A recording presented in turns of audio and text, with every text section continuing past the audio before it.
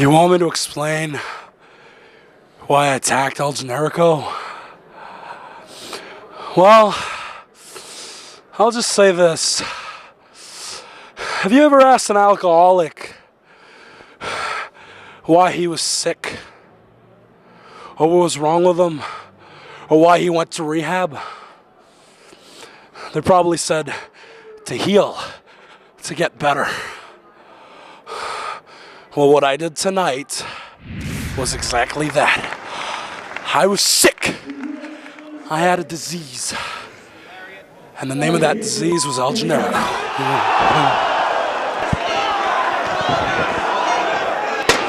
But I'm better now. And I'm just gonna keep getting better. Because tonight, oh my God, tonight was so great. You know, 2 years ago, my son was born. And as great as that was, tonight was even better. Because tonight wasn't somebody else being born. When I wrapped that beautiful, sensuous steel chair around El Generico's head, that was Mr. Wrestling being reborn.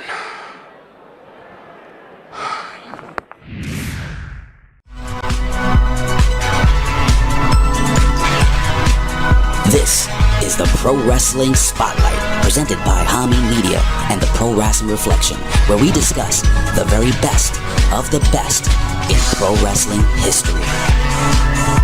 And what you gonna do when Hulkamania and the largest arms in the world run wild on you? The two soundest wrestlers in the World Wrestling Federation, maybe in the history of the World Wrestling Federation, are right here, right now. Mr. Perfect and the exclusive execution, the Hitman. WrestleMania weekend isn't complete without the Heartbreak Kid, and he is on his way. He put hard times on Dusty Rhodes and his family.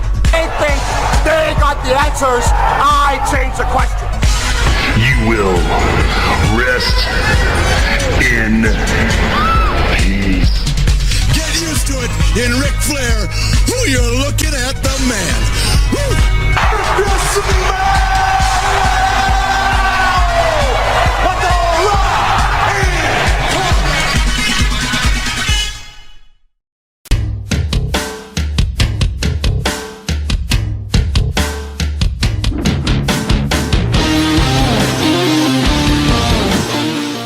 What is going on there, Reflection Knights? What is going on there to the Vitoites, the HAMIN Knights, and the probationary solitary confinement PWCites?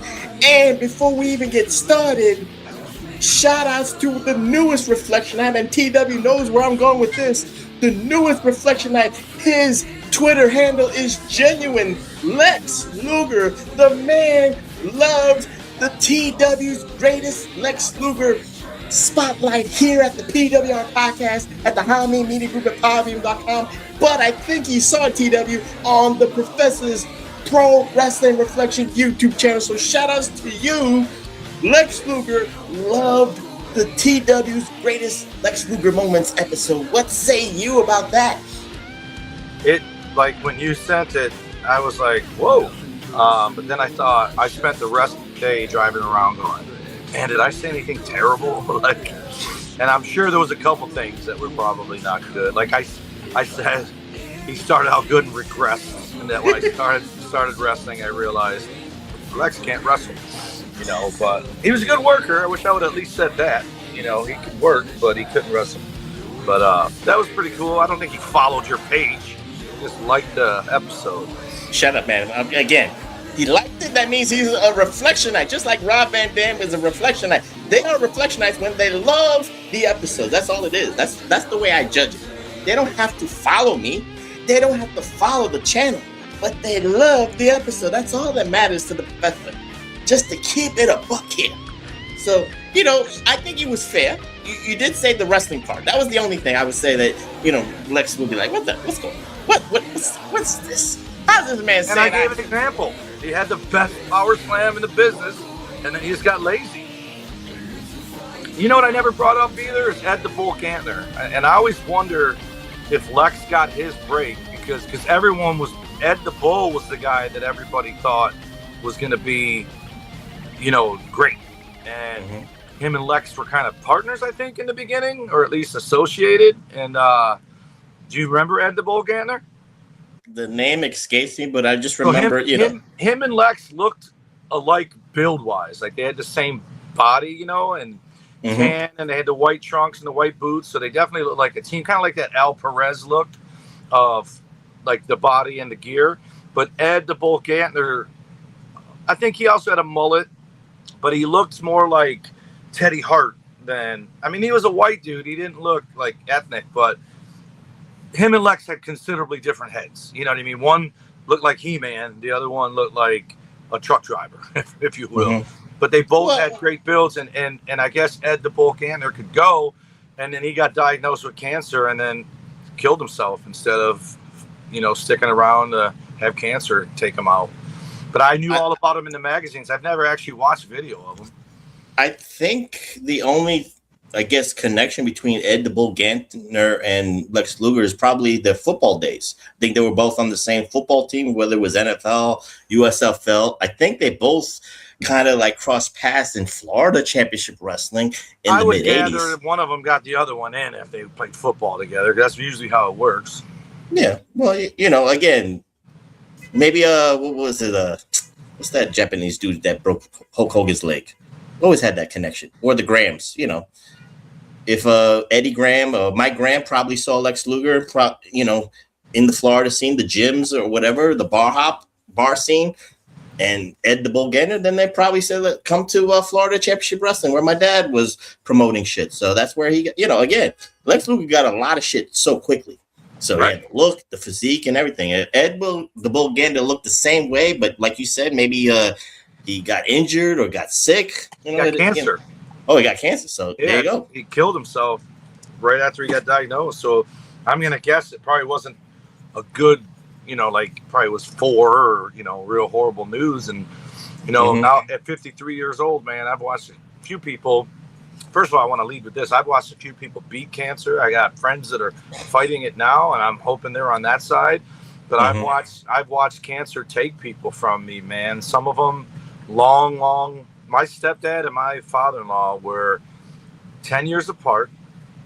Same, not even 10 years apart. It was 12 years apart. My father-in-law got diagnosed in August of 99 and died in September of 2000. And he told everybody he was going to make it to his next birthday, which was in August of 2000. He got diagnosed after his birthday in August of 99. And then my stepdad in 2011, so 11 years, got diagnosed in August of 2011 and died in September of 2012, ironically 2 weeks before his birthday. And they had the exact same path. They both got diagnosed. They both kind of were made to go to the doctor because, like, Ken, that's my ex-father-in-law. Well, father-in-law, not ex. But he was never officially my father-in-law. She and I got married after he passed away. But he said to me, make an honest woman of her, and I did. But he didn't go to the doctor ever, and then never complained about anything. And then he told my mother-in-law that he had a headache, and she goes, what? Get in the car. Because he never complained of stuff. And sure enough, went to the hospital, and brain cancer, lung cancer, stepdad, same thing. And they both fought it for the same amount of time. Both of them, there was a moment at Christmas where I looked at them and thought, wow. And, you know, I didn't realize it at the time, you know, and then they both. You never do with cancer. No, I'm saying I didn't realize that everything was on the same length until he passed, my stepdad. And I was like, wow, they both got diagnosed in the summer. Both of them in Christmas time is when I kind of thought, wow, this isn't going well. Both of them tapped out on chemo, I want to say around April. I mean, both of them, same month, 11 years apart. And obviously they met each other, but they didn't know each other well because they met when Shane was my friend, not Christy was my friend or whatever. And then, of course, they probably met after me and her started dating. But I don't even know if they did because we didn't really do much our part. But anyway, they both tapped out on fighting it in April, and then the summer was just a rapid descent to where they're just bedridden, and then they both died in September. And it was like, man, same thing, brain and lung, or lung that spread to the brain during it. And it's horrible. It's horrendous. And I remember my stepdad saying, I'm only doing this for her. And I go, for who? He's like, for your mom. I go, doing what? He's like, fighting it. I go, hey, man, no offense. I love you. I love my wife. I love my mom. I said, but if I ever get told I got cancer, I'm doing it for me. I go, because I ain't ready to go. Right. But now between him, my stepdad, one of my really close friends, Mike, when you watch it, man, and then my friend Jeremy's wife, Sandy and Mike was the best man at their wedding, by the way, one of the best men. We were all standing up, but they fought it for years. It went away and came back, Joe Doring went away, came back, went away, and it, back then, 80s, obviously there's better modern technology now for modern medicine. And yeah, if you got in the 80s, you were like, fuck it, I'll just go natural. He took the fast lane, man. And I didn't understand it then. And I'm not saying go do it now to anybody that's got it. It's a horrible thing. And I tell I just met a guy last week, old black dude. He was cool as shit, man. And then he hit me at the end with, we got stage 4 cancer. And he immediately stopped me in my tracks. And then I didn't know what to say after that. But he was so upbeat. And then when I turned to leave, I looked at him. I said, hey, man. He's like, what? I go, I need you to do 2 things. He's like, what? Ooh. I said, I need you to know that stage 4 doesn't mean what it used to mean. And the other thing I need you to do is keep fighting that fight, man, because people beat it every day. And he goes, that's what I'm doing, man. And then I left. And I just thought, man, it's just, when we were kids, they said at some point, and I don't want that to change. I mean, knock on wood. When I was in high school, late 80s, early 90s, and they said, AIDS is spreading so fast that in 20 years, we'll all know at least one person that had AIDS. I still don't know a single person that's ever had AIDS. I know of people, but nobody I know has ever had it.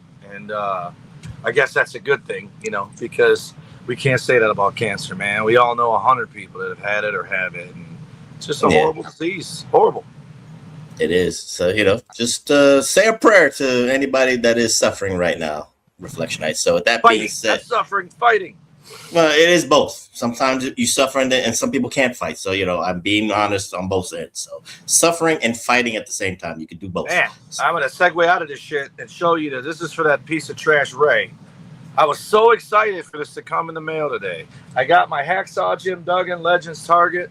If you look above me, you can see the Rock, big rubber guy, or not big rubber guy, but fake LJN Rock. That's me right there. Then we got Sami Zayn and Kevin Owens. And look at my video game here. Did I tell you how I got this video game? No. My girlfriend, my daughters, their boyfriends, and my ex-wife chipped in and got me that for Father's Day / my birthday. But right before I came down here, I ran out, got the Amazon package, my new exclusive Cody Rhodes Ultimate Edition to go down there with Shawn Michaels and The Rock. And this is what I found in a box. This was in a box that was not damaged, and this is what it looked like inside the box. That looks damaged. That means some piece of trash threw this box in a box with the dog treats and sent it. So this is getting sent back. Oh, okay. So you're not going to open this because you need a refund. I'm not even going to open this thing, man. It's like $39. And they don't look like these. So what's supposed to be in the box? It's Cody Rhodes. So the Shawn Michaels is from the Royal Rumble, the WrestleMania, and this is a SummerSlam Cody Rhodes, and then there'll be a Survivor Series guy that they haven't announced yet. They're pay-per-view series. Well, get your money because you are a Prime member, so get. Oh no, they're gonna send me another one, and then they'll make me send that back, which means I got to go to fucking Kohl's or FedEx and give them the box. I hate it. What happened to Target? Target came today too. Hacksaw Duggan, he's fine. His box was a little jacked up, but I was able to fix it. He was in this big ass box by himself. This is in a box. Like it's supposed to look like this. Let me show you. Actually, how apropos. I'll use this guy to show you. It's supposed to look like this. Do you think that fits? Do you think this fits in this box? It's terrible. This is Sami Zayn. I'm not even gonna, defend the. But again, that's the Amazon. point. That ain't Amazon. That's the employee. That's a big ass truck. You know, there's a lot of shit in the truck. You know how many? The other box wasn't damaged. It was thrown in a box damaged.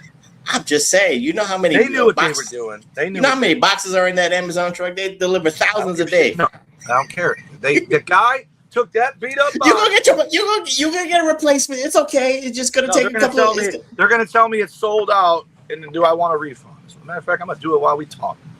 Oh look, see now you're gonna do something while we're trying to do a podcast. No, See, you haven't even introduced us yet. I don't have a belt to hold up my championship. Well, then you can hold the Sami Zayn and Kevin Owens for the purposes. So while he's doing all this stuff, while he's getting angry, while he's trying to get a refund, or while he's trying to fight the system, I must introduce myself because I am vain like that. I must introduce myself because I'm vain like that. I am the charismatic one. I am the enigmatic one. See, Jimmy T, you almost got me getting a tongue twister, but I'm the effervescent one. But most importantly, I am the glorious one, the only objective man in this IWC, YWC, PWC punditry, the only objective man in this Twitterverse, the only objective man in this political hemisphere, your friend and mine, the Professor Chabelle Cruz. And I'm not here alone. No. I'm here, my brother from another mother, the conservative liberal, the liberal conservative, the solo idiot, the iron. Well, funny enough, because we were recording before we hit the record button, I don't know if I can call him this, the iron stomach one. But again, I'm not going to, he can be transparent if he wants to. But again, Dr. freaking Stein and the undisputed, undeniable Detroit Rock City Universal Heavyweight Champion of the world,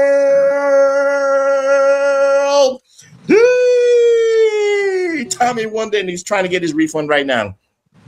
And he's holding Kevin Owens and Sami Zayn right now. I actually... Are you going to get the refund now? Yo, it's 2 seconds, man. Oh, okay. See, well, sometimes things are 2 seconds, but then you're putting heads and action figures together. You're building wood chippers or some shit like that. You've done this during the podcast. You've been eating candy that makes noise. You've been crinkling. You do anything. You fill out the gambit here at the PWR podcast. But again, neither here nor there. But with that being said, let's get on with the show. And I can tell with TW that he will be a little bit preoccupied, but hopefully he is listening. But we are going to do a spotlight edition.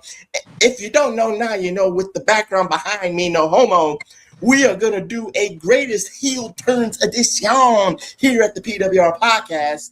And we're going to go back to 2009. We're going to go back to Ring of Honor time. I'm not talking about Tony Khan's Ring of Honor time. I'm talking about Kerry Silkin's Ring of Honor time, where, quite honestly, TW, the most infamous and one of probably the top 5 greatest heel turns in the 2000s in the indie circuit took place.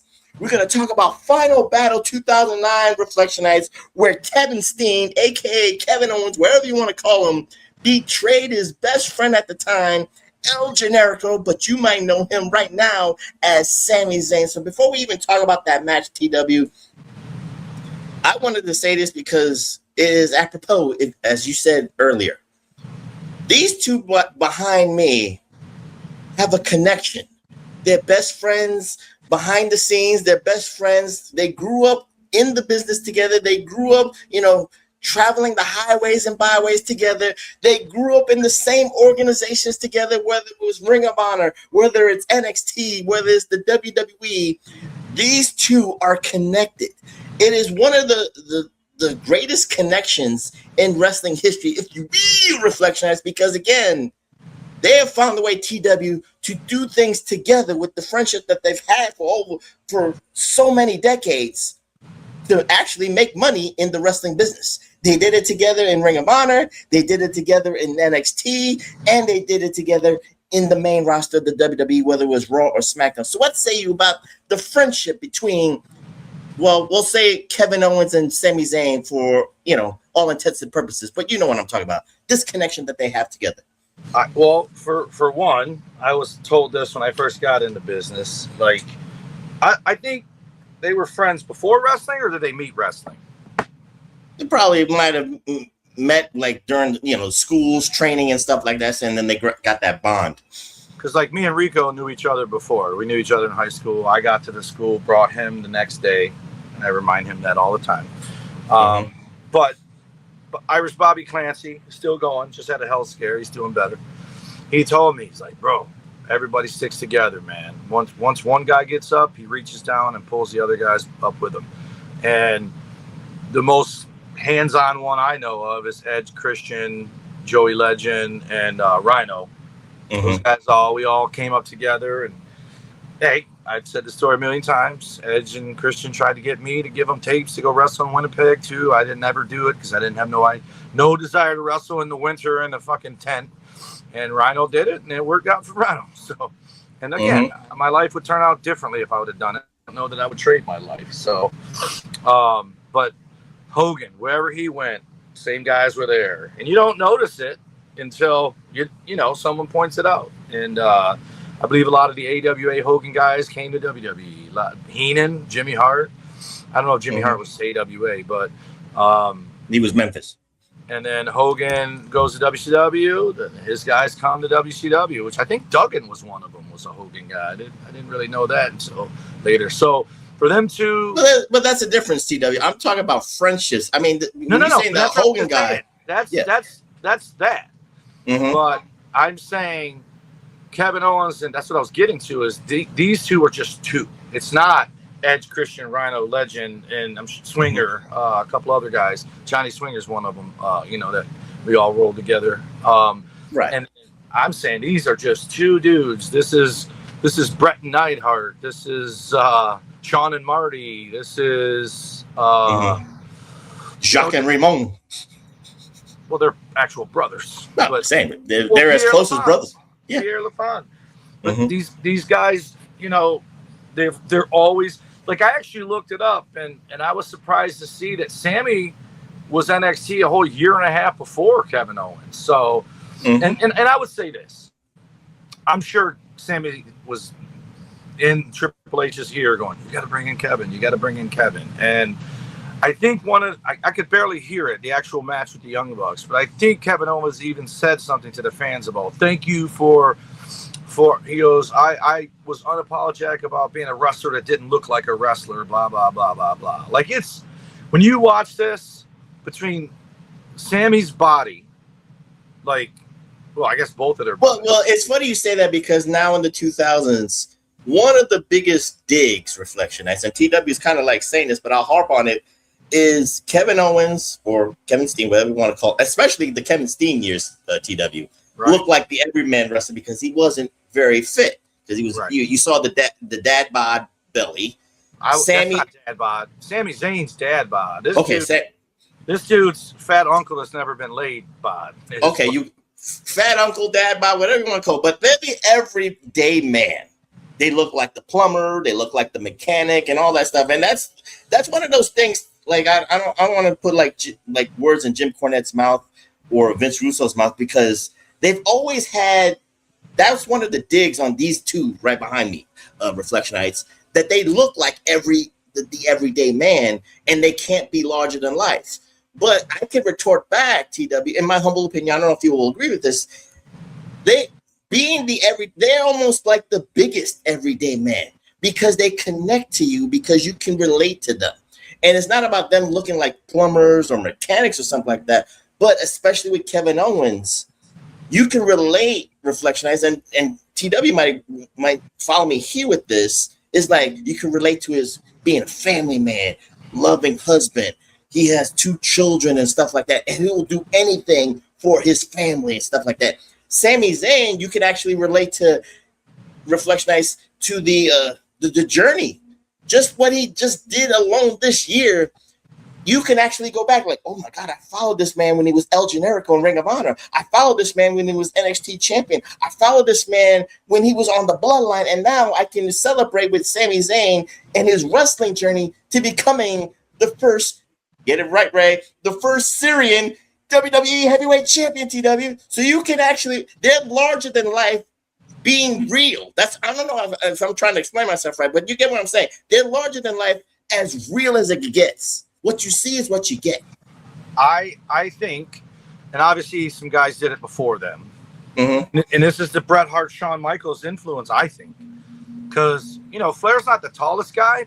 He's always pretty big. You know what I mean? Right. 242 is big. Bret and Shawn were at 220, and they were probably really 210, 215, which I have a dig that I got to get in later on when we talk about a match. But I think what helped, for sure, Kevin Owens has a whole other thing than Sami. But what I think Sami did, one of the best things he could have done was wear that mask. Because he's not a very good looking guy, right? He's not ugly. But he's not.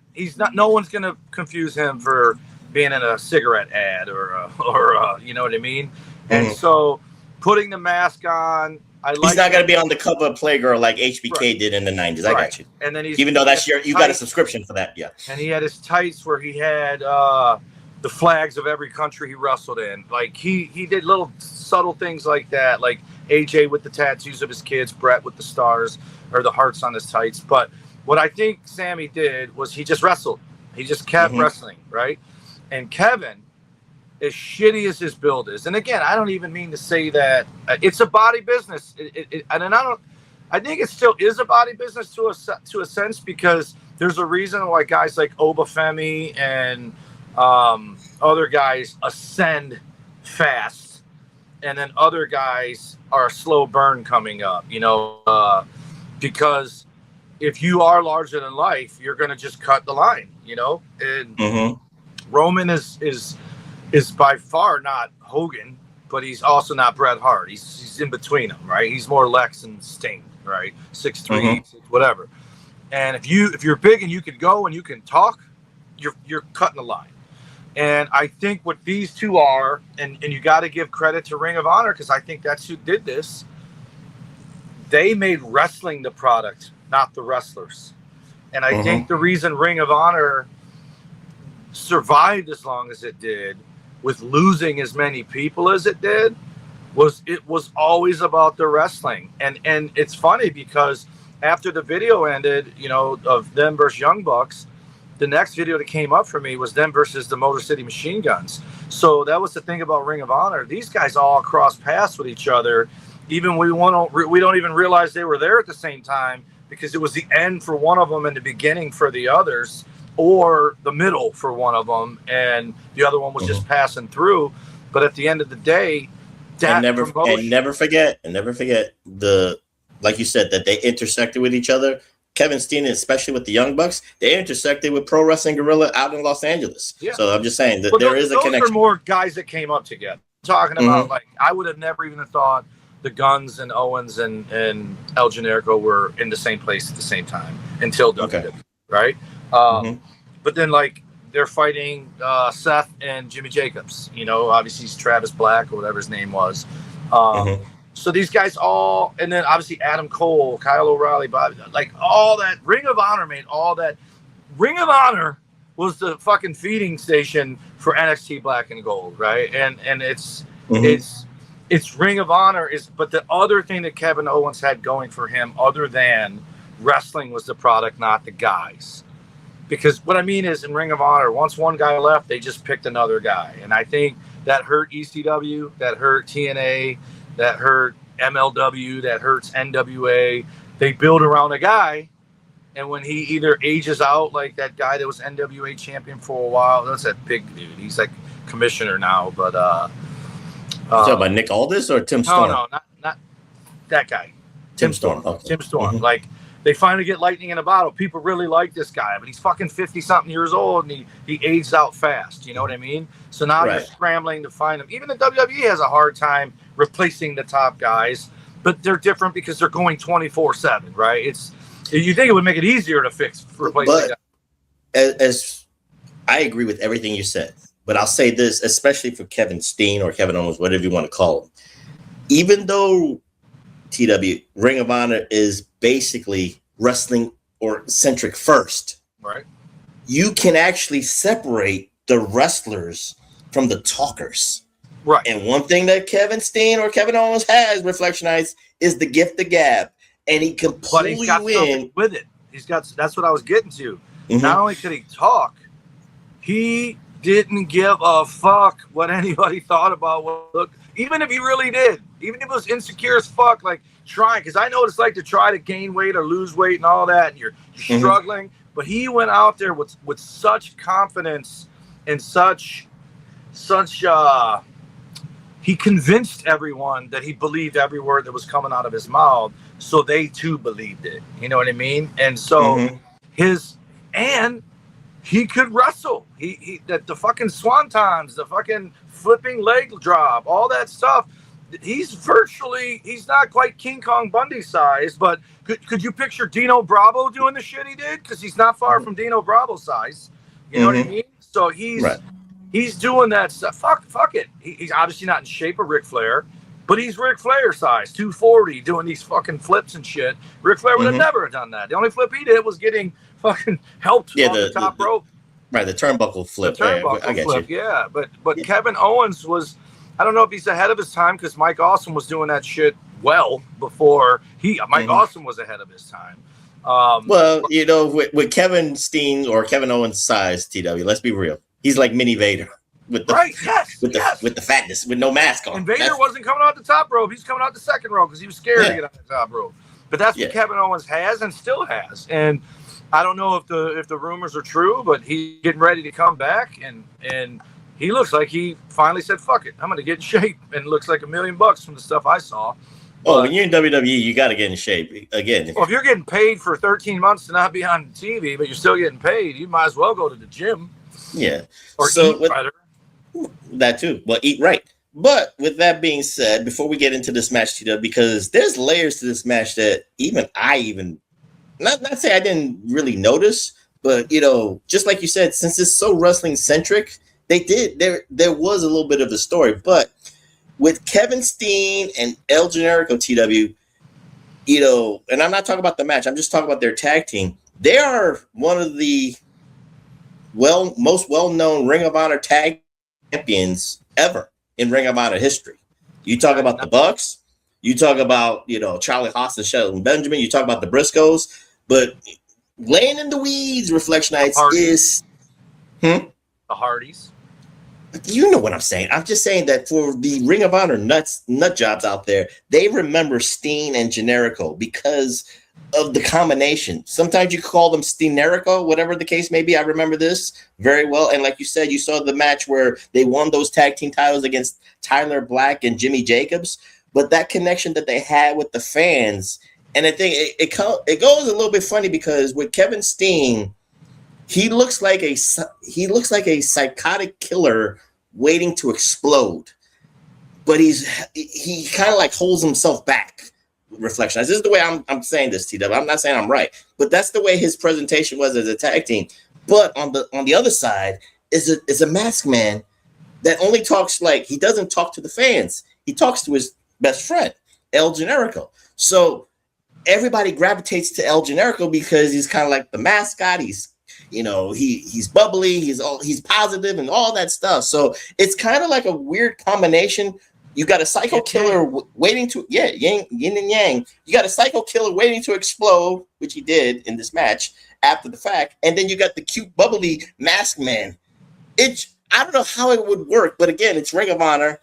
You can, you know, creative freedom, TW, but this combination worked. It would not work on the main roster. If this was Monday Night Raw, Steen and Generico might have maybe 3 good weeks, and then Vince McMahon be like, yeah, I'm kind of tired with that. You ran its course. What's the ATW?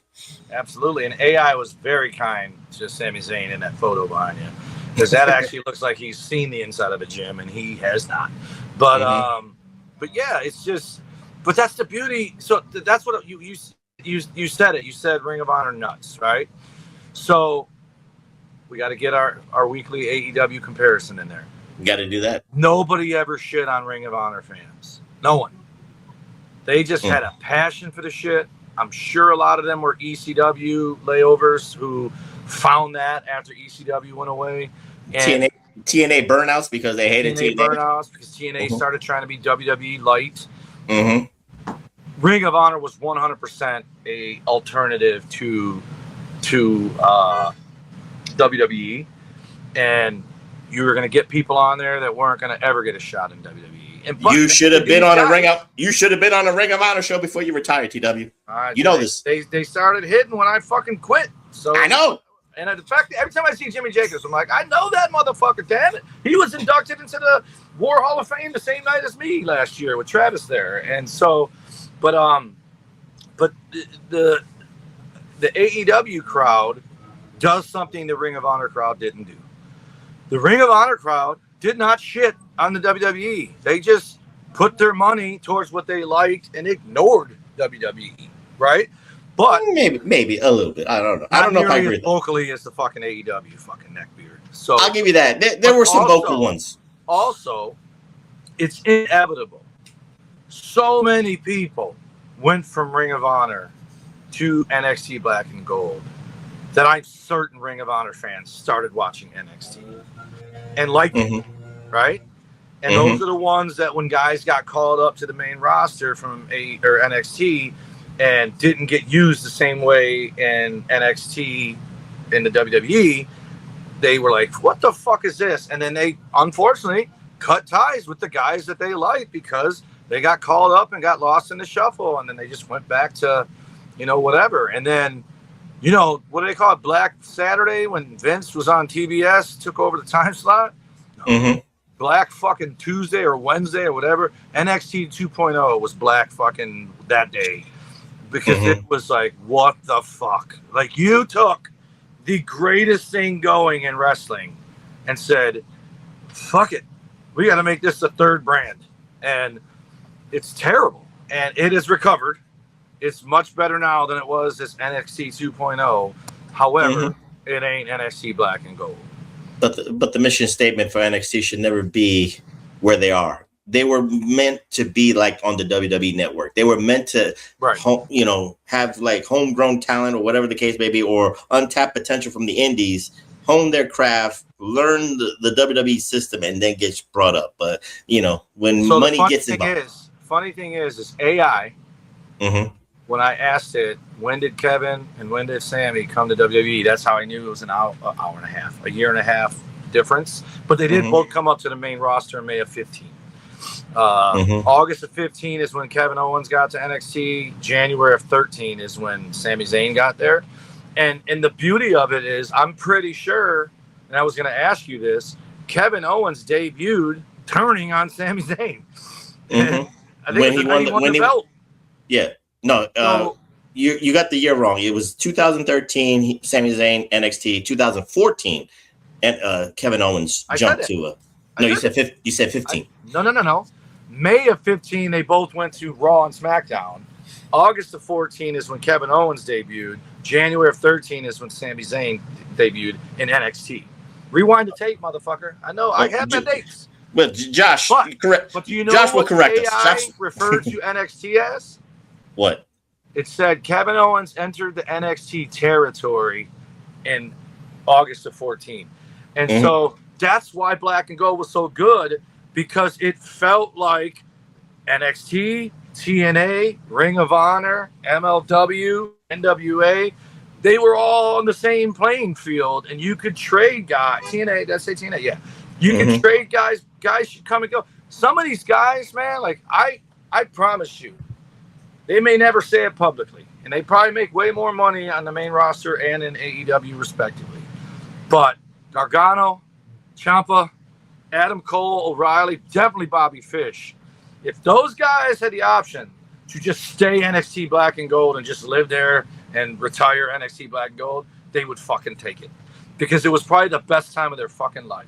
And I know it's or they would go to the real Ring of Honor, not the Tony Khan Ring of Honor, but this time a Ring of Honor. They bounce back and forth between the two. That would be the territorial version of WCW and WWE. But when NXT was presented as, oh, we can do that shit too. So it was brilliant. Whether or not this was the plan or not, you had the main roster style, and then NXT was nothing like it. So they became their own alternative. So, and it's no shocking thing that I liked NXT Black and Gold, but I fast forward through everything Raw and SmackDown. Now I'm a little better with Raw and SmackDown. And again, it's just, I wish to God I could like it, but if I put on AEW for 5 minutes, it's 5 minutes longer than I needed to. It's not entertaining to me. I feel like every single person is the same. Every single match is the same. And when all else fails and we got nothing for you, even though they got 100 guys sitting at home, everyone makes fun of catering for WWE. AEW has people at home for over a year. Ricky Starks, fucking Britt Baker, fucking Wardlow. Sammy Guevara might be leaving Reflection Nights. And his wife, too. They feel they're all just sitting at home. They're not even getting fed catering. And then this fucking guy wants to add time to their contract when he didn't use them. No. I blame the Marktards. You should love catering. You should love getting a check that you don't. At least if you're in catering, you're at least on someone's mind to maybe book you in something. Right. Or that means you're doing your attendance checklist. Right. That's what it is. You're checking in. Cost Jason Sensation his job though. It is what it is. But with that being said, let's talk about this infamous turn, TW, from Final Battle 2009. This is around December, Christmas, or New Year's time, because that's when Final Battle, the original Ring of Honor, did their Final Battles. I went to a couple of Final Battles, and I went to a couple of Ring of Honor shows in the 2010s, and I enjoyed myself. A friend of mine from the PW Hustle lore, not Billy Ray, not A-Track. There's actually a fourth member of Reflection Nights, but we'll call him the Chan Man. He's the one that introduced me to a Ring of Honor, and I was like, okay, this is different. I'm honest. You always, 4chan? No, Chan Man. But that's all I'll say. But he introduced me to Ring of Honor and stuff like that. Shout outs to him. And I remember this joke. Billy Ray knows this because the funny thing was Billy Ray and Chan Man was telling me about Davey Richards.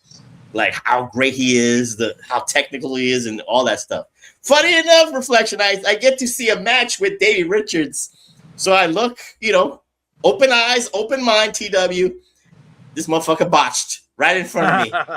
And when he botched, I just looked over to my guys. I said, this is the guy you're talking about that's so great?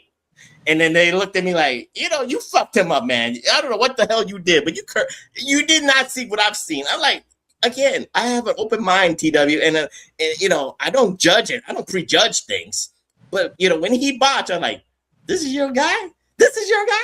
But again, I didn't hold that against Davey Richards. I love the American Wolves and stuff like that. I love Davey Richards matches and shit like that. But with that being said, I just wanted to get that joke out there. I hope Davey Richards kept himself in better shape than his partner has. Well, he has to because he's a fireman or an EMT. So, you got to be in shape. So you got to carry some stiffs. So with that being said, TW, let's go back to Final Battle 2009. It is Generico going up against the Young Bucks, TW. And before we even talk about the match, because this is a typical Young Bucks match. So what they done in 2026 Reflection Nights, they already did in 2009. So there's really nothing different. It's the same kind of match. But there was some nuanced stories going into this match, TW. And what got me, TW, why this is one of those greatest indie turns of all time, was looking at the expression of Kevin Steen or Kevin Owens. He was storyline-wise, he was coming in, his body was breaking down. He had knee injuries, he had shoulder injuries. I think the announcer said that doctors told him not to wrestle. They told him to, call this off or have El Generico get a, substitute tag team partner. But he was not going to let his best buddy go in it alone on the biggest night of Ring of Honor, which is Final Battle. That's their WrestleMania, TW. So what say you about the nuance? Because you looked at Kevin Steen's face. He looked pitiful. He looked like dreadful. He looked like, oh my God, it almost looked like he was about to leave. He was about to retire. He had that face like, this is my last match. I don't think I have it. I don't have anything left. I'm just going to do this one more time. I didn't technically, if I was really if I was a Ring of Honor nut job like those guys were, I say, oh God, I see a turn coming. I'm looking at it like hindsight. Yeah, this guy looks like he's going to retire. This might be his last match. What say you, TW, about even before the match starts? So that's the thing. Like this whole match was not. I was definitely happy it wasn't the typical fucking get your ass kicked by the Young Bucks all night and then turn on Sami to join the Young Bucks. I still don't, because the sound for his promo afterwards wasn't very. It was like he was thanking everyone like he was done, and then he said it almost come across as the AJ Styles retirement where he kicked Cody in the balls, right? Like, that's where he got the idea, right? So it was very, very confusing because it looked like he was legit hurt, which is fucking on brand. And so, but what I was going to say earlier, I forgot, is this is 2009. In 1999, I'm at my fucking peak. I'm champion everywhere I'm at. Guys that look like him were, if they were lucky, the opening match jobber, but for certain, putting up the ring and taking the ring down. That's what, if you look like that, people would gladly take your money to train you, and they would gladly put you on their show so that you'd set up chairs down the ring. And maybe that's how he got his start. And then he also got a shot, took advantage of it. Like, I was sitting there thinking to myself, he had a second job. It's been very noted. He had a second job while he was doing the Indies tour and Ring of Honor. UPS man, some shit. I don't know if it was UPS, but he was doing something. He had a weekend job. Like, he had a day job. You can make a living as an indie wrestler now, especially if you're coming down from up. But if you're just working the indies, unless you're working 7 days a week, man, and then you're getting trans and hotel, because a lot of guys weren't getting that. They were just getting their money to wrestle, and they had to put that's why 6 guys would run a hotel together and fucking 3 in the bed, 1 on the sofa, 2 on the floor, and rotate. But you had to have a second job and just be a weekend warrior, wrestle Friday, Saturday, Sundays, and work Monday through Friday, take some days off here and there for a further trip. But they invested in themselves and they made it, man. But that look, there were still guys towards the end, like 2005, when I was getting ready to just be done before I came back, obviously. But that if they looked like that, and it was subconscious. It wasn't like no one walked up and said, "You like fucking shit, we're not going to use you." It was just but none of them had the confidence and the spirit that Kevin Owens had either. They were putzes, for lack of a better term. They were in the back and pushovers or he has a nickname here, TW. Kevin Steen is Mr. Wrestling. He's Mr. Wrestling Kevin Steen. Which is hilarious because I didn't know this, and I'm thinking there was a Mr. Wrestling. There was a Mr. Wrestling 2, and that basically died in the fucking early 80s, right? Like, how has no one fucking tried taking that name since Kevin Owens? Why isn't someone running around? Well, the closest is Johnny Wrestling. That's Johnny Gargano. Right, but that's Johnny Wrestling, right? Why is no one in AEW calling themselves Mr. Wrestling? Maybe it's trade. You got Shawn Michaels started calling himself the showstopper, the main event, this, that, and the other thing. That's basically what Seth Rollins is doing when he's saying, "I'm an innovator, I'm a motivator, I'm a copier of the professor, I'm gonna steal all his shit." These guys all steal from Brett and from CM Punk. As long Chris Generico, but as long as you ask for permission and say I'm going to tweak it, they'll give you the graces. But my point is, CM Punk, Chris Jericho, and one other guy calling themselves the best in the world is basically saying I'm the best there is, the best there was, the best there ever will be. It's just a different version of it, right? So why has no one stole the name Mr. Wrestling? Well, again, you gotta know the basics of wrestling. Not everybody knows the basics have you ever seen the movie Malice with Alec Baldwin? Yes, I saw that movie, and it's funny that he would go on to become the first person to ever ban me or block me on Twitter. I left that movie thinking that dude was the greatest actor ever, and some chick asked him if he had a God complex, and he went into a wrestling promo and said, "You asked me if I have a God complex? I am a god," right? How can someone not steal that promo in wrestling and go, "You asked me if I got a wrestling problem? I am wrestling. I'm Mr. Wrestling." That someone could do that, and the next week there'd be signs saying Mr. Wrestling, the professor, right? It would happen. We are a little small podcast, Reflectionites, but if somebody just shares this with one of the AEW guys, the WWE guys, NXTW guys, I will give all praises to TW because he gave you the blueprint. He gave you the formula and all that stuff. So, it is what it is on that end. But it's funny you say that, and by the way, I never tweeted anything about these two guys behind me, no homo, but they blocked me on Twitter. I don't know what the hell I did. Both of them? Both of them blocked me on Twitter. I never did shit on them. Well, they're both raging liberals, so that's probably why. You're a closet Republican. I'm a centrist. But anyway, neither here nor there. Yeah, but centrist with common sense who doesn't with their nonsense. That's what you are. Like I said, I'm a centrist. But when Bill Maher is leaving the reservation, then you know center is not what it once was. Like I said, centrist is the way to go. But with that being said, Kevin Steen, it's funny with Mr. Wrestling Kevin Steen, and I'm looking at this match, and again, he's not ready for primetime NXT and WWE wise because again, with that pot belly, but he could still go. That was it with this match, but. That was the underlying tone, TW. This might be his last match, but he gave everything he had in himself to do, to keep up with El Generico, if you will. Well, now here's the nuance that I found out a little bit, and you could tell with this match, and it's more about the crowd. The crowd loves El. Like I said. The dichotomy Reflection Ice is weird because, like I said, Kevin Steen is the psycho killer waiting to explode, but only one man can control him, and that's the guy with the mask on, El Generico. But with that being said, TW, with the history of Generico, and we can understand it because there was a promo after the fact, El Generico was the fan favorite. El Generico was the hot shit because mostly the 1,500 people at the Hammerstein or in the armories, what would they be chanting for El Generico? Ole, ole, ole, ole. And you don't even need a Guinness beer like TW would to say ole, but he would chant ole if El Generico is fighting in the ring. So with that being said, TW, there was an underlying nuance of professional jealousy. You love him more than you love me. And it didn't, again, it's funny because TW, you have like a standard for like heel turns. You always question about the Barry Windham one. You kind of question Sting. You kind of always question the heel turns, but Barry Windham the most. But we don't have to go with that. But TW, does this follow your formula? Like, did you like this heel turn? Did it not follow the formula? Because again, we had a straight match.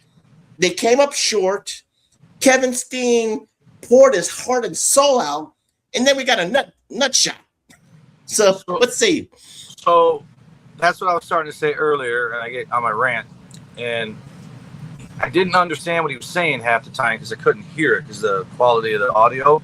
Mm-hmm. Until I turned it up way loud, and if he was right in the camera, I could hear it. But when he was turning, it was like it was in the arena, but not on the TV. And I was like, okay, they set it up perfectly. Because if you pay attention, Sami is fucking running around the ring on the outside for some reason. Mm-hmm. And I don't know if he's trying to get to his corner, but then he does something to one of the Bucks while Kevin's beating up the other Buck. And then fucking 17 years ago and ain't nothing changed, they fucking hit the fucking Young Bucks with the kitchen sink. And the fucking blonde guy kicks out. I'm like, what the fuck? Then those two hit him with the kitchen sink while Sami's just running around and disappears. He kicks out, but then he gets 17 super kicks and loses. But there's a point after he kicks out, before the kicks, where he's looking to tag Sami. And he has anguish on his face. Like, where the fuck is he? And he stands up and takes single kick. Single kick falls to his knee. Single kick falls to the other knee. Double super kick, pin, right? So I'm like, certainly he's turning on him because he almost beat him by himself. He kicked out with both of those little motherfuckers on him after taking the kitchen sink, right? Right. And so I thought his reason for turning on him was because fucking Sami wasn't in the corner, which would make perfect sense. And he could still say, I put up with you for all these fucking years and your stupid fucking positivity and your antics and all that. But when I needed you the most, you weren't there. And I got 6 fucking super kicks for my fucking receipt. And I lost. That would make perfect sense. That's a good turn, right? You can say best friends are also the worst enemies. We know this, right? As much as you love your best friend, there's shit about them that you don't like that you accept because they're your best friend. And in that moment, he was done accepting them. And instead, he makes it out like he never liked them all along. And he tolerated them, and he was a cancer, and he was my version of alcoholism and all that. It makes no sense. But the dig I have to get in here. Is it because is this the dig because of the match, or the dig just in general? I'm about to give you the dig. Okay. These two little ding dong fucking wannabes. Which, by the way, I just saw a fucking interview the other day. I don't know if you know this. Okay. Jim Herd let the Rock and Roll Express go to make the Ding Dongs the next greatest tag team ever, bigger than the fucking Rock and Roll Express. I had no idea that was the goal.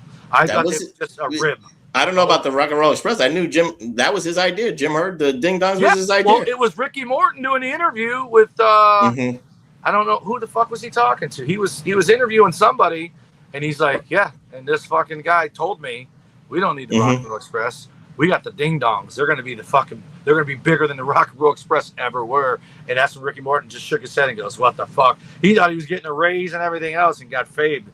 But anyways, these two Ding Dongs without masks come to the ring, and this motherfucker says total combined weight 421 pounds, which would imply both of them were 211 and a half pounds, right? Okay. Those guys weren't combined 385. They were probably $170 each, maybe 190 each. We give them 390 combined weight, right? Okay. Then Owens and Sami come out. Sammy's not huge, but he's bigger than those two little fucks, right? And Kevin Steen's obviously bigger than all of them. And their total combined weight is 437, 16 pounds more.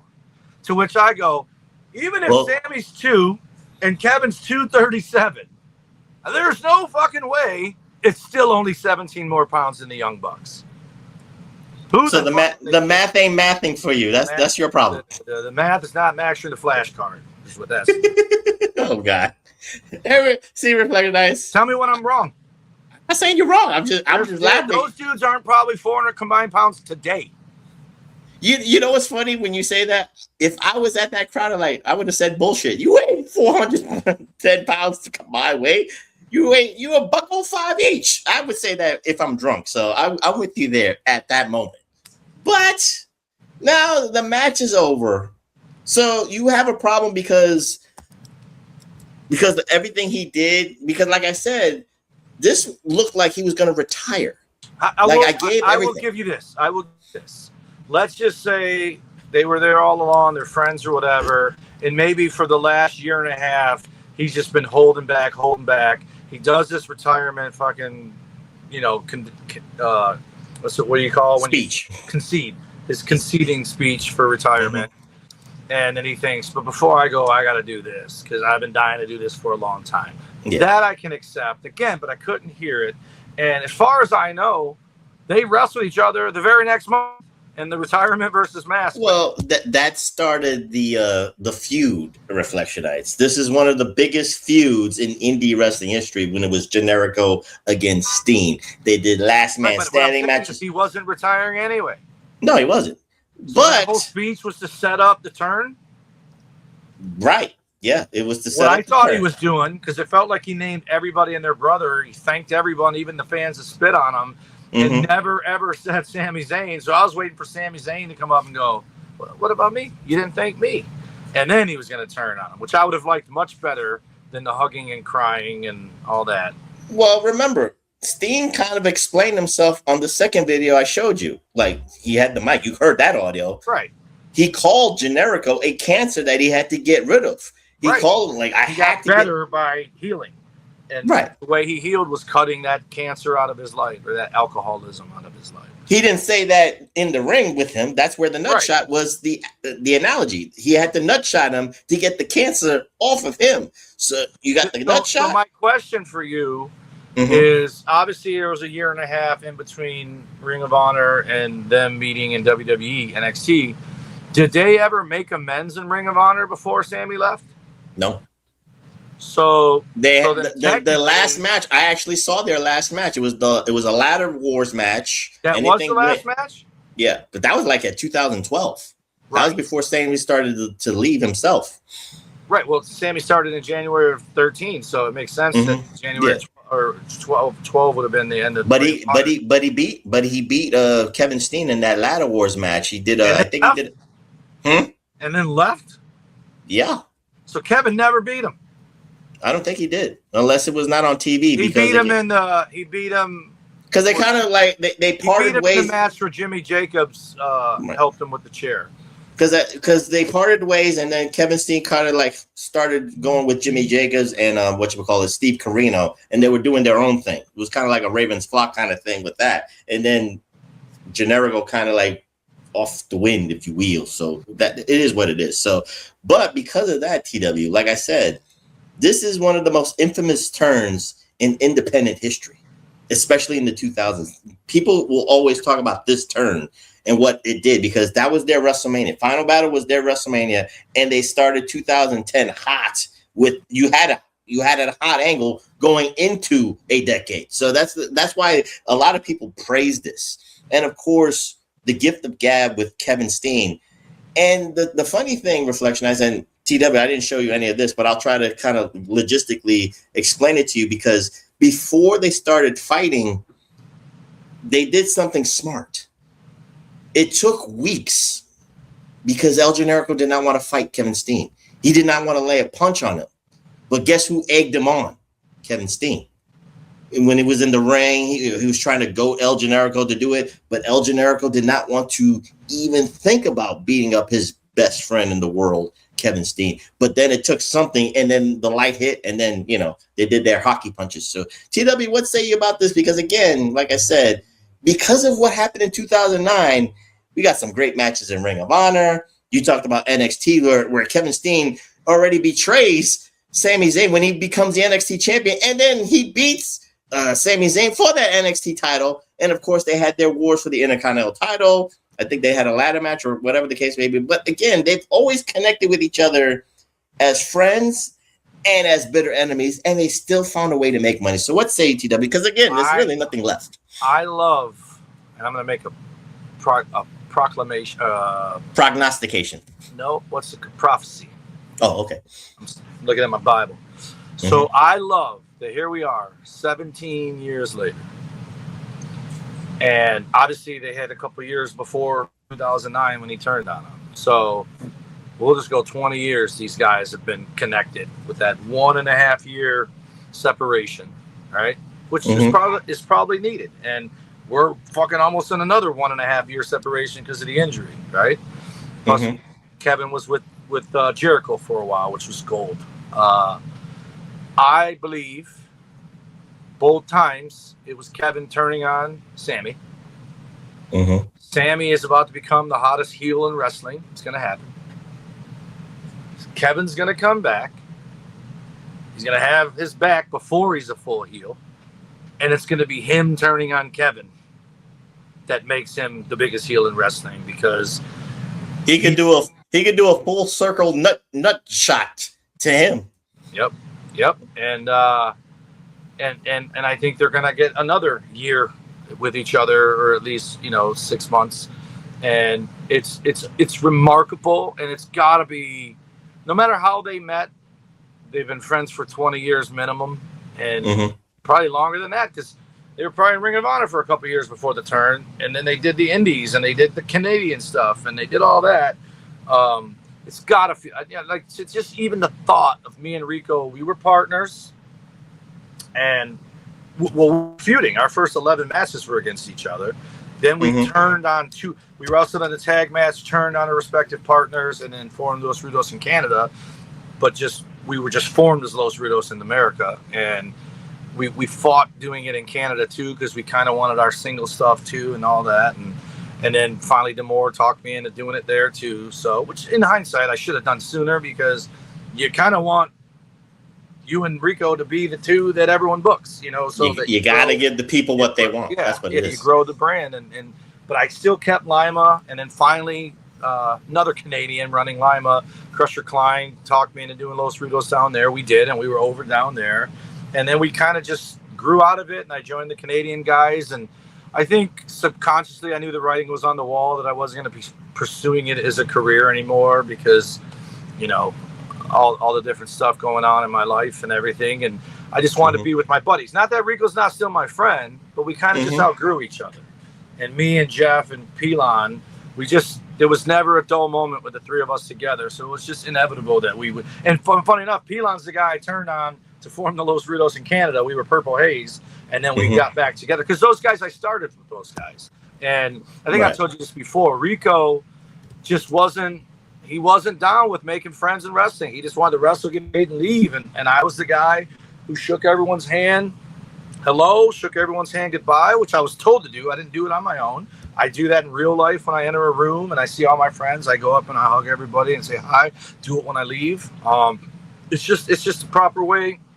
And I would tell Rico, hey man, worst case scenario, you get a friend. Best case scenario, you get a connection. And more than once, I get a phone call last minute to go wrestle somewhere. It's the reason I did WCW. It's the reason I did WWF. It's because people thought of me when they said, we need 12 guys. Let's get Tommy. Scott and Rhino. Scott said, Rhino, Tommy, you want to come with me to Great American Bash? He did Sunday Night Main Event back when WCW had the main event on Sunday nights.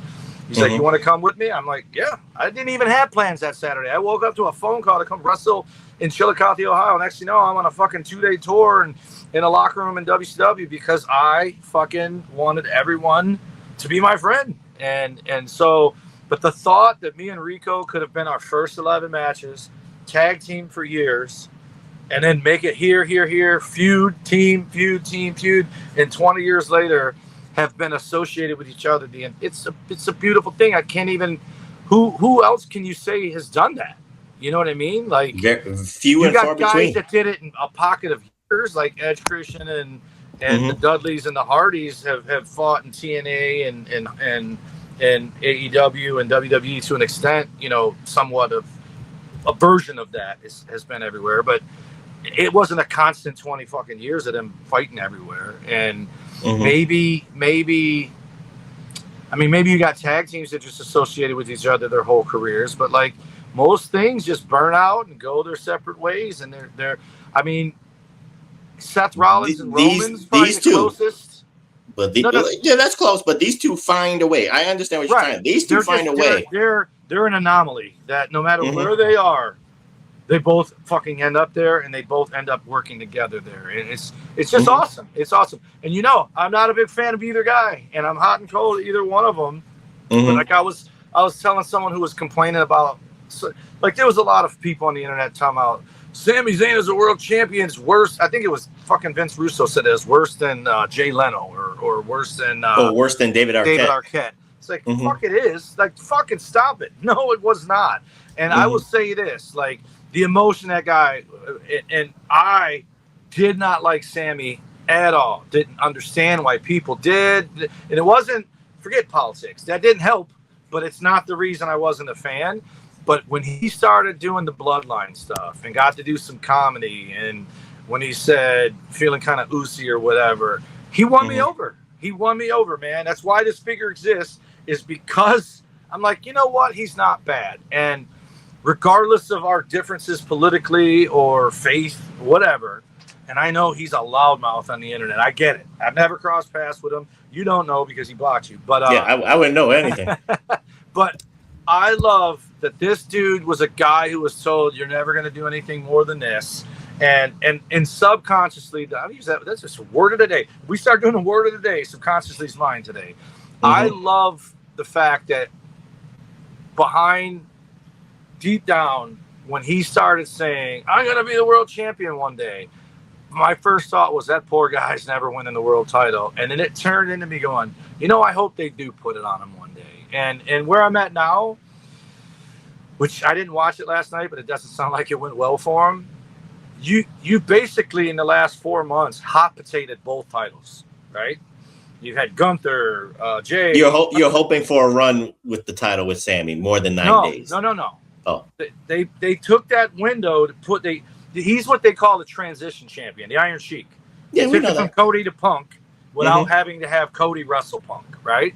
And now they're wrestling each other anyway, so it's stupid. But anyways, somewhere they have to slide the belt on LA Knight just to give. And normally belts are props, and I don't say that necessarily for him, although I feel like he deserves it. I say it because the fans have stuck with him for 3 years. If you put the belt on him, even if only for a week, you at least tell the fans you put the belt on the guy they liked. And they're running out of time to do that. And I know, but again, sometimes you gotta feed the cheese to all the marktards. Sometimes you can't get the cheese. Yeah. That's why that's called a mousetrap. But before we close, TW, let me ask you this question, because you kind of said it with your fantasy booking. But if these two behind my back, no homo, come back into the main roster, they have to be together. They have to have a tag team run. But can Sami do the kind of speech that Kevin did in Final Battle and do the nutshot? Could that work for you or not? No, I think you do something completely different. I think Sami somehow gets himself another title shot. Kevin Owens is there in his corner. You know, maybe Gunther's champion. Maybe, somebody else's champion. Oh, they don't have to be a tag team. You just want him to be in this corner like chairman. Yeah. Okay, I got you. Because if you make him a tag team, you're pulling him right back down from the title scene, right? Okay. But then you have some kind of mishap where Sami loses because of a botch by Kevin Owens or distraction, whatever. And then Sami turns on Kevin that way. And then I think you still put the belt on him, because then he will have looked right. Like, you're the reason I can't win this belt. When you were gone, I won it. You come back and I lose again. And now I fucking kick you in the dick and I win the belt back. And then Kevin beats him for the belt to make up for him losing the belt to Sami at the ladder match. Okay. I can go with that. And I love that they acknowledge. They did it in NXT. They acknowledged their past. I just heard something on, I don't know if it was Raw I was watching, but they were talking about, who was it? It was someone that's been in WWE for a while, doesn't do a lot, but he was wrestling, and they're like, yeah, and he's wrestled on a bunch of different continents lately. And I'm like, Finn Balor that did that? No, not Finn Balor. Joe Hendry has done that.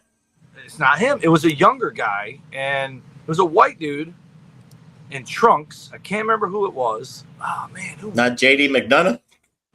No, because it was, who did he wrestle? Danhausen. Wasn't Danhausen. It wasn't Saturday Night's Main Event. It was the Raw before it. But when they said it, I was like, what the fuck? I'm like, this guy's been here for like 4 years. What are they talking about? He's wrestled on, and he's a young guy. That's why I was like, he's wrestled, and he's American. He's not foreign. Well, I thought you were talking about Ethan Page, because that's the only thing that makes sense to me. No, it was a babyface. Oh. Who did Ethan Page wrestle? Dragon Lee, probably. No, he's done the gauntlet match where fucking Joe Hendry jobbed first, then Dom jobbed. Dragon Lee, Javon Evans were in that match. It wasn't Chad Gable. It was a young guy, dude. I'm telling you, I don't think it was SmackDown, because I don't really watch SmackDown, but I can't think of it. With that being said, he'll go on AI and he'll correct him. With that being said, we close on this greatest heel turns edition on the PWR podcast. Well, TW, it depends. Are we going to be back in a week or 2 weeks? Because I know that. Because TW is going to be going to the Blue Oyster Mania celebration. So with that being said, happy birthday, Colin. It'll be 2 days after your birthday, probably, when this gets posted. But there you go. So he's gonna be late. He's gonna be late to Colin's Blue Oyster Butt Mania event. So with that being said, we'll be back in 2 weeks. So what we're gonna do in 2 weeks' time? Well, TW, we're gonna go back to this year in pro wrestling lore. And we're going to talk about the hottest year of the 90s for pro wrestling. Crossover. No, 1998. It was close. We're going to talk about the year of the apex of wrestling, the Monday Night Wars, the crossovers, the stars, and all that stuff. So with that being said, TW, give out those socials so we can get out of here. I'm here playing with toys and forgot all about it. You say I have it set up. You always do that. No, I usually have the shit sitting here all the time. Dude, all right. So my cousin left these glasses in my car a couple of years back, right? They're the kind you get at like the drugstore for $5. They're like, you just read. Yeah, those. Yeah, those cheap ones. Mm-hmm. And so I read my Bible with them. I read whatever. Dude, this video game that I got here, I couldn't read this shit earlier. I'm like, so I don't know if it's because that's WrestleFest, right? Yeah, I don't know. It's got WrestleFest. It's got a horrible wrestling. It's called This Is Pro Wrestling. It's got Dogfight where I'm in an airplane, but I'm sitting on the airplane. I had fun with that. Super Dodgeball, one of my favorite games of all time. But it's got WrestleFest and it's got the other one, Superstars, where you climb the ladder to fight DiBiase and Andre. But WrestleFest is way better. See, they're bigger than the WrestleFest. And it's got Crush and Smash, not Axe. Oh, WrestleFest got the Royal Rumble match in it too. Yeah, I got beat. I was the Warrior. I got beat. But, all right. So you can follow the you can follow us by following the Pro Wrestling Coalition Network at PWC Network at podbean.com. You can also follow HAMIN Media Group at podbean.com. Our show on X is at PW Reflection.